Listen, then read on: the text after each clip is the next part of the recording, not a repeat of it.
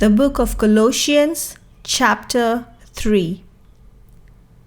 If then you have been raised with Christ, seek the things that are above, where Christ is, seated at the right hand of God.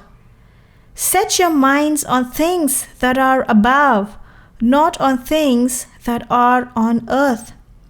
For you have died, and your life is hidden with Christ in God. When Christ, who is your life, appears, then you also will appear with him in glory. Put to death, therefore, what is earthly in you: sexual immorality, impurity, passion, evil desire, and covetousness, which is idolatry. On account of these, the wrath of God is coming. In these you too once walked when you were living in them, but now you must put them all away: anger, wrath, malice, slander, and obscene talk from your mouth. Do not lie to one another, seeing that you have put off the old self with its practices, and have put on the new self, which is being renewed in knowledge after the image of its Creator. Here there is not Greek and Jew, circumcised and uncircumcised, barbarian, Scythian, slave, free, but Christ is all, and in all. Put on then, as God's chosen ones, holy and beloved, compassionate hearts, kindness, humility, meekness, and patience, bearing with one another, and if one has a complaint against another, forgiving each other. As the Lord has forgiven you, so you also must forgive.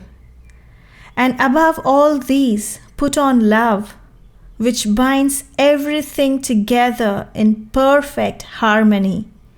And let the peace of Christ rule in your hearts, to which indeed you were called in one body, and be thankful.